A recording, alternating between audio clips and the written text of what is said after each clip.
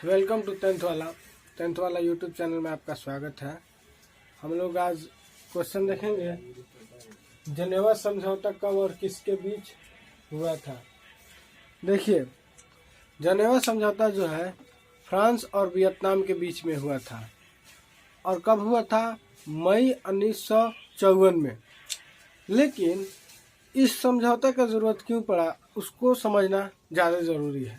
समझौते से ज़्यादा समझना जरूरी है कि ये समझौता क्यों हुआ। पहला चीज नोट कर लीजिए कि ये फ्रांस और वियतनाम के बीच में ये समझौता हुआ था।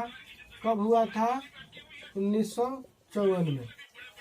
लेकिन 1950 में क्या हुआ? 1950 में कि वियतनाम के अंदर 1950 में वियतनाम में के उत्तरी हिस्से पर, वियतनाम के उत्तरी हिस्से पर उत्तर में किसका शासन था? हो चिन मी, ये नाम है, इसका शासन था, इनका शासन था। और दक्षिण में जो शासन था वो फ्रांस के समर्थन से बाओदाई का था। ठीक है, पिछले वीडियो में हम बता चुके हैं बाओदाई कौन था। बाओदाई का था।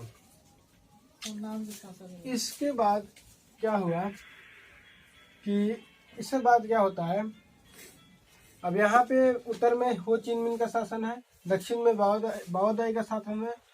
इसमें कंबोडिया एक जगह था, कंबोडिया और लाओस में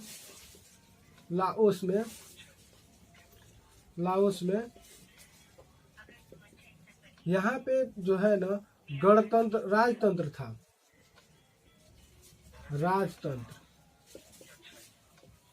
ठीक है। तो यहाँ पे स्वतंत्रता की मांग उठने लगी। कंबोडिया और लाओस में यहाँ पे स्वतंत्रता की मांग उठने लगी। अब यहाँ पे स्वतंत्रता की मांग उठने लगी, जिसके कारण 16,000 सैनिकों ने आत्मसमर्पण कर दिया।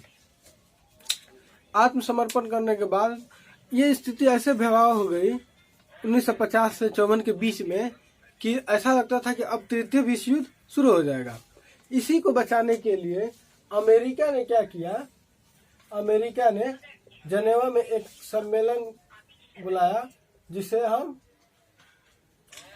जेनेवा समझौता के नाम से जानते हैं। और उसी में ये फ्रांस और वियतनाम के बारे में बात किया गया। इस समझौते ने क्या किया कि वियतनाम को दो हिस्सों में बांट दिया, उत्तरी वियतनाम और दक्षिणी वियतनाम। तो समझ लीजिए इस बात को। यह 1954 में हुआ था, फ्रांस और वियतनाम के बीच में हुआ था, अमेरिका के हस्तक्षेप से हुआ था, यानी अमेरिका ने इसमें पहल किया था। इससे पहले स्थिति ये था कि वियतनाम के उत्तर में हो चिन मिन का शासन था, दक्षिण में बाओदाई का शासन था। उसमें जो क्षेत्र थे कंबोडिया और लाओस, वो राजतंत्र थे। यहाँ से जो है स्वतंत्रता की मांग उठने लगी और उसमें 16,000 सैनिकों ने क्या किया? आत्मसमर्पण कर दिया, जिसकी वजह से स्थिति बड़ा भयावह हो गई। बहुत खतरनाक किस्म की स्थिति हो गई। ऐसा लगता था कि अब तृतीय विश्व युद्ध शुरू हो जाएगा, जबकि तभी तक बीच में अमेरिका आकर के इसको हस्तक्षेप किया। और इस समझौते के बाद वियतनाम जो है उत्तरी वियतनाम और दक्षिणी वियतनाम के दो हिस्सों में बंट गया। दूसरा जो क्वेश्चन है, हुआ आंदोलन की चर्चा करें। देखिए, हुआ आंदोलन जो है वो 1939 में हुआ था। और ये क्यों हुआ था? ये वियतनाम के एकीकरण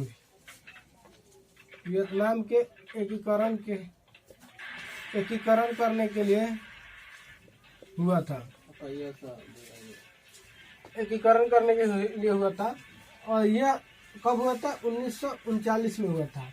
यह एक बौद्धिस्ट आंदोलन था, यानी बुद्धिस्ट लोगों के जरिए किया गया आंदोलन था, जिसमें उग्रवादी किस्म के काम किए जाते थे। यानी उग्रवादी किस्म का मतलब जो एक्टिविटी होता है, जो काम होता है, उसको अंजाम दिया जाता था। उग्रवादी किस्म से मतलब क्या है? उग्रवादी कहते किसी भी चीज को जिसमें जान चली जाए, जिसमें आदमी का नुकसान हो जाए, पब्लिक प्रॉपर्टी नष्ट हो जाए, उस तरह का यह आंदोलन था। उग्रवादी किस्म का, आप लोग हमेशा सुनते हैं कि उग्र हरकत, उग्र काम, यानी आतंकवादी किस्म का काम जो आतंकवादी लोग करते हैं। और इसमें जो है आत्मसमर्पण यानी आत्मदाह समर्पण यानी अपने आप को समर्पित कर देना, जैसे जिसको हम लोग आम भाषा में कहेंगे सुसाइड बॉम्बिंग, अपने ही बॉडी के अंदर कोई बम फिट करके कहीं पे जाके भड़का देना बम से ना, वो भी शामिल था। यानी दाह समर्पण जिसको कहते हैं, आत्मसमर्पण, दाह समर्पण। ये जो 1939 में हुआ था, ये किसके जरिए किया गया था? बुद्धिस्ट,